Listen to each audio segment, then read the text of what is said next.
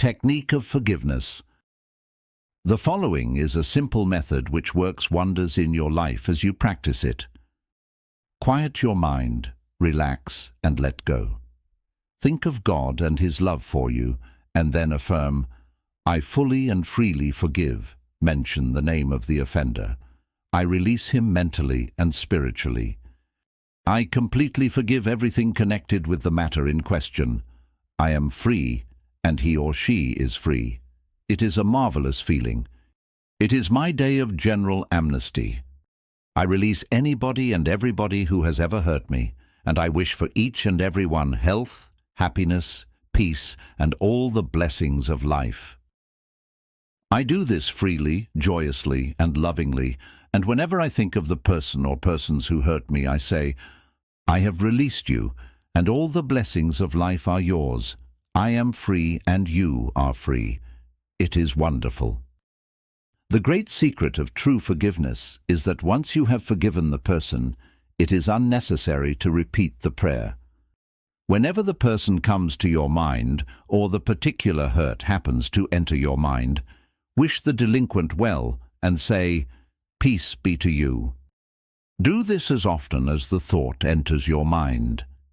You will find that after a few days, the thought of the person or experience will return less and less often until it fades into nothingness.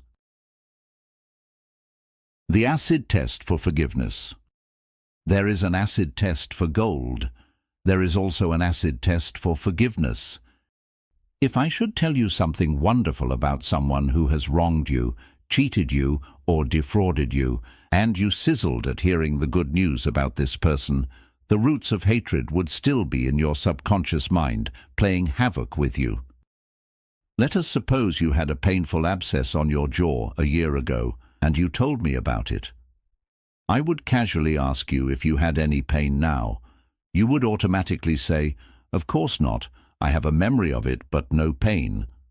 That is the whole story. You may have a memory of the incident, but no sting or hurt anymore. This is the acid test, and you must meet it psychologically and spiritually. Otherwise, you are simply deceiving yourself and not practicing the true art of forgiveness. To understand all is to forgive all. When man understands the creative law of his own mind, he ceases to blame other people and conditions for making or marring his life. He knows that his own thoughts and feelings create his destiny. Furthermore, he is aware that externals are not the causes and conditioners of his life and his experiences. To think that others can mar your happiness, that you are the football of a cruel fate, that you must oppose and fight others for a living, all these and others like them are untenable when you understand that thoughts are things. The Bible says the same thing. For as a man thinketh in his heart, so is he. Proverbs 23:7. Summary of your aids to forgiveness. 1. God, or life, is no respecter of persons. Life plays no favorites. Life, or God, seems to favor you when you align yourself with the principle of harmony, health, joy, and peace. 2. God, or life, never sends disease, sickness, accident, or suffering. We bring these things on ourselves by our own negative, destructive thinking based upon the law, as we sow, so shall we reap. 3. Your concept of God is the most important thing in your life. If you really believe in a God of love, your subconscious mind will respond in countless blessings to you. Believe in a God of love. 4. Life, or God, holds no grudge against you. Life never condemns you. Life heals a severe cut on your hand. Life forgives you if you burn your finger. It reduces the edema and restores the part to wholeness and perfection. 5. Your guilt complex is a false concept of God and life. God, or life, does not punish or judge you. You do this to yourself by your false beliefs, negative thinking, and self-condemnation. 6. God, or life, does not condemn or punish you. The forces of nature are not evil. The effect of their use depends on how you use the power within you. You can use electricity to kill someone or to light the house. You can use water to drown a child or quench his thirst. Good and evil come right back to the thought and purpose in man's own mind. 7. God or life never punishes. Man punishes himself by his false concepts of God, life, and the universe. His thoughts are creative, and he creates his own misery. 8. If another criticizes you, and these faults are within you, rejoice, give thanks, and appreciate the comments. This gives you the opportunity to correct the particular fault. 9. You cannot be hurt by criticism when you know that you are master of your thoughts, reactions, and emotions. This gives you the opportunity to pray and bless the other, thereby blessing yourself. 10. When you pray for guidance and right action, take what comes. Realize it is good and very good. Then there is no cause for self-pity, criticism, or hatred. 11. There is nothing good or bad, but thinking makes it so. There is no evil in sex, the desire for food, wealth, or true expression. It depends on how you use these urges, desires, or aspirations. Your desire for food can be met without killing someone for a loaf of bread. 12. Resentment, hatred, ill will, and hostility are behind a host of maladies. Forgive yourself and everybody else by pouring out love, life, joy, and goodwill to all those who have hurt you. Continue until such time as you meet them in your mind and you are at peace with them. 13. To forgive is to give something for. Give love, peace, joy, wisdom, and all the blessings of life to the other, until there is no sting left in your mind. This is really the acid test of forgiveness. 14. Let us suppose you had an abscess in your jaw about a year ago. It was very painful. Ask yourself if it is painful now. The answer is in the negative. Likewise, if someone has hurt you, lied about and vilified you, and said all manner of evil about you, is your thought of that person negative? Do you sizzle when he or she comes into your mind? If so, the roots of hatred are still there, playing havoc with you and your good. The only way is to wither them with love by wishing for the person all the blessings of life, until you can meet the person in your mind, and you can sincerely react with a benediction of peace and goodwill. This is the meaning of forgive until 70 times 7. How your subconscious removes mental blocks. The solution lies within the problem. The answer is in every question. If you are presented with a difficult situation and you cannot see your way clear, the best procedure is to assume that infinite intelligence within your subconscious mind knows all and sees all, has the answer, and is revealing it to you now. Your new mental attitude that the creative intelligence is bringing about a happy solution will enable you to find the answer. Rest assured that such an attitude of mind will bring order, peace, and meaning to all your undertakings. How to break or build a habit. You are a creature of habit. Habit is the function of your subconscious mind. You learned to swim, ride a bicycle, dance, and drive a car by consciously doing these things over and over again until they established tracks in your subconscious mind. Then, the automatic habit action of your subconscious mind took over. This is sometimes called second nature, which is a reaction of your subconscious mind to your thinking and acting. You are free to choose a good habit or a bad habit. If you repeat a negative thought or act over a period of time, you will be under the compulsion of a habit. The law of your subconscious is compulsion. How he broke a bad habit. Mr. Jones said to me, "An uncontrollable urge to drink seizes me, and I remain drunk for 2 weeks at a time. I can't give up this terrible habit. Time and time again these experiences had occurred to this unfortunate man. He had grown into the habit of drinking to excess. Although he had started drinking of his own initiative, he also began to realize that he could change the habit and establish a new one. He said that while through his willpower he was able to suppress his desires temporarily, his continued efforts to suppress the many urges only made matters worse. His repeated failures convinced him that he was hopeless and powerless to control his urge or obsession. This idea of being powerless operated as a powerful suggestion to his subconscious mind and aggravated his weakness, making his life a succession of failures. I taught him to harmonize the functions of the conscious and subconscious mind. When these two cooperate, the idea or desire implanted in the subconscious mind is realized. His reasoning mind agreed that if the old habit path or track had carried him into trouble, he could consciously form a new path to freedom, sobriety, and peace of mind.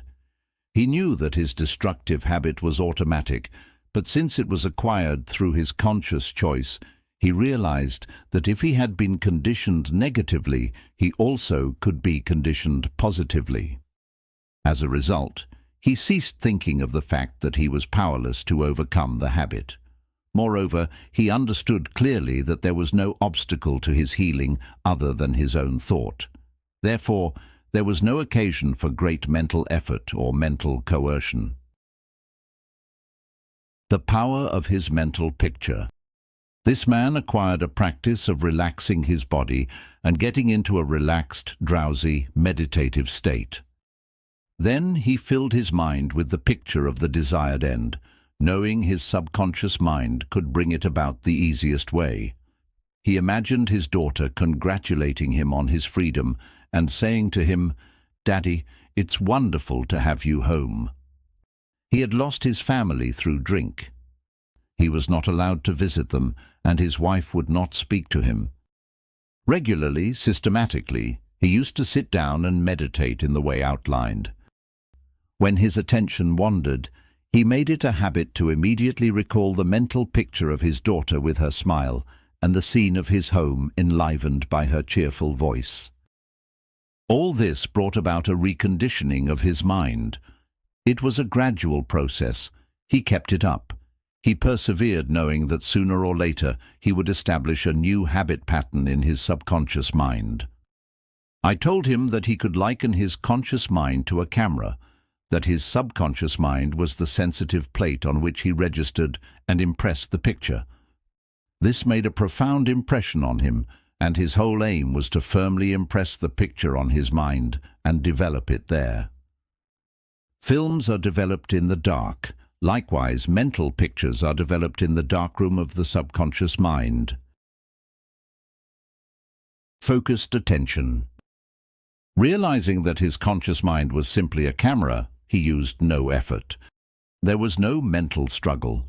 He quietly adjusted his thoughts and focused his attention on the scene before him until he gradually became identified with the picture. He became absorbed in the mental atmosphere, repeating the mental movie frequently. There was no room for doubt that a healing would follow. When there was any temptation to drink, he would switch his imagination from any reverie of drinking bouts to the feeling of being at home with his family. He was successful because he confidently expected to experience the picture he was developing in his mind. Today, he is president of a multi-million-dollar concern and is radiantly happy. He said a jinx was following him. Mr. Block said that he had been making an annual income of $20,000, but for the past 3 months, all doors seemed to jam tightly. He brought clients up to the point where they were about to sign on the dotted line, and then at the 11th hour, the door closed. He added that perhaps a jinx was following him. In discussing the matter with Mr. Block, I discovered that 3 months previously he had become very irritated, annoyed, and resentful toward a dentist who, after he had promised to sign a contract, had withdrawn at the last moment. He began to live in the unconscious fear that other clients would do the same. thereby setting up a history of frustration, hostility, and obstacles. He gradually built up in his mind a belief in obstruction and last-minute cancellations until a vicious circle had been established. What I fear most has come upon me. Mr. Block realized that the trouble was in his own mind and that it was essential to change his mental attitude. His run of so-called misfortune was broken in the following way. I realize I am one with the infinite intelligence of my subconscious mind, which knows no obstacle, difficulty, or delay. I live in the joyous expectancy of the best. My deeper mind responds to my thoughts. I know that the work of the infinite power of my subconscious cannot be hindered. Infinite intelligence always finishes successfully whatever it begins. Creative wisdom works through me, bringing all my plans and purposes to completion. Whatever I start, I bring to a successful conclusion. My aim in life is to give wonderful service, and all those whom I contact are blessed by what I have to offer. All my work comes to full fruition in divine order. He repeated this prayer every morning before going to call on his customers, and he also prayed each night prior to sleep. In a short time he had established a new habit pattern in his subconscious mind, and he was back in his old accustomed stride as a successful salesman. How much do you want what you want? A young man asked Socrates how he could get wisdom. Socrates replied, "Come with me." He took the lad to a river, pushed the boy's head under the water, held it there until the boy was gasping for air, then relaxed and released his head. When the boy regained his composure, he asked him, "What did you desire most when you were under water?" "I wanted air," said the boy. Socrates said to him, "When you want wisdom as much as you wanted air when you were immersed in the water, you will receive it." Likewise, when you really have an intense desire to overcome any block in your life, and you come to a clear-cut decision that there is a way out, and that is the course you wish to follow, then victory and triumph are assured. If you really want peace of mind and inner calm, you will get it. Regardless of how unjustly you have been treated, or how unfair the boss has been, or what a mean scoundrel someone has proved to be, all this makes no difference to you when you awaken to your mental and spiritual powers. You know what you want, and you will definitely refuse to let the thieves' thoughts of hatred, anger, hostility, and ill will rob you of peace, harmony, health, and happiness. Your aim is peace, health, inspiration, harmony, and abundance. Feel a river of peace flowing through you now. Your thought is the immaterial and invisible power, and you choose to let it bless, inspire, and give you peace. Why he could not be healed. This is a case history of a married man with 4 children who was supporting and secretly living with another woman during his business trips. He was ill, nervous, irritable, and cantankerous, and he could not sleep without drugs. The doctor's medicine failed to bring down his high blood pressure of over 200. He had pains in numerous organs of his body, which doctors could not diagnose or relieve. To make matters worse, he was drinking heavily. The cause of all this was a deep, unconscious sense of guilt. He had violated the marriage vows, and this troubled him. The religious creed he was brought up on was deeply lodged in his subconscious mind, and he drank excessively to heal the wound of guilt. Some invalids take morphine and codeine for severe pains. He was taking alcohol for the pain or wound in his mind. It was the old story of adding fuel to the fire. The explanation and the cure. He listened to the explanation of how his mind worked. He faced his problem, looked at it, and gave up his dual role. He knew that his drinking was an unconscious attempt to escape. The hidden cause lodged in his subconscious mind had to be eradicated. Then the healing would follow. He began to impress his subconscious mind 3 or 4 times a day by using the following prayer. My mind is full of peace, poise, balance, and equilibrium. The infinite lies stretched in smiling repose within me. I am not afraid of anything in the past, the present, or the future. The infinite intelligence of my subconscious mind leads, guides, and directs me in all ways. I now meet every situation with faith, poise, calmness, and confidence. I am now completely free from the habit. My mind is full of inner peace, freedom, and joy. I forgive myself, then I am forgiven. Peace, sobriety, and confidence reign supreme in my mind. He repeated this prayer frequently as outlined, being fully aware of what he was doing and why he was doing it. Knowing what he was doing gave him the necessary faith and confidence. I explained to him that as he spoke these statements out loud, slowly, lovingly, and meaningfully, they would gradually sink down into his subconscious mind. Like seeds, they would grow after their kind. These truths on which he concentrated went in through his eyes, his ears heard the sound, and the healing vibrations of these words reached his subconscious mind and obliterated all the negative mental patterns which caused all the trouble. Light dispels darkness. The constructive thought destroys the negative thought. He became a transformed man within a month. Refusing to admit it. If you are an alcoholic or drug addict, admit it. Do not dodge the issue. Many people remain alcoholics because they refuse to admit it. Your disease is an instability, an inner fear. You are refusing to face life, and so you try to escape your responsibilities through the bottle. As an alcoholic, you have no free will, although you think you have, and you may even boast about your willpower. If you are a habitual drunkard and say bravely, "I will not touch it anymore," you have no power to make this assertion come true because you do not know where to locate the power. You are living in a psychological prison of your own making, and you are bound by your beliefs, opinions, training, and environmental influences. Like most people, you are a creature of habit. You are conditioned to react the way you do.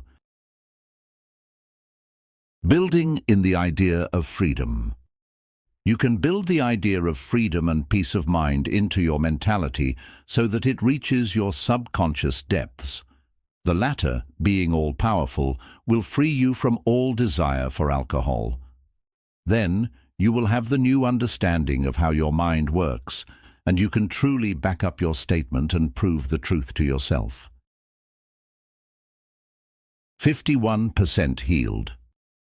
If you have a keen desire to free yourself from any destructive habit, you are 51% healed already. When you have a greater desire to give up the bad habit than to continue it, you will not experience too much difficulty in gaining complete freedom. Whatever thought you anchor the mind upon, the latter magnifies. If you engage the mind on the concept of freedom, freedom from the habit, and peace of mind, and if you keep it focused on this new direction of attention, you generate feelings and emotions which gradually emotionalize the concept of freedom and peace. Whatever idea you emotionalize is accepted by your subconscious and brought to pass. The law of substitution. Realize that something good can come out of your suffering. You have not suffered in vain. However, it is foolish to continue to suffer. If you continue as an alcoholic, it will bring about mental and physical deterioration and decay. Realize that the power in your subconscious is backing you up. Even though you may be seized with melancholia, you should begin to imagine the joy of freedom that is in store for you. This is the law of substitution. Your imagination took you to the bottle. Let it take you now to freedom and peace of mind. You will suffer a little bit, but it is for a constructive purpose. You will bear it like a mother in the pangs of childbirth, and you will likewise bring forth a child of the mind. Your subconscious will give birth to sobriety.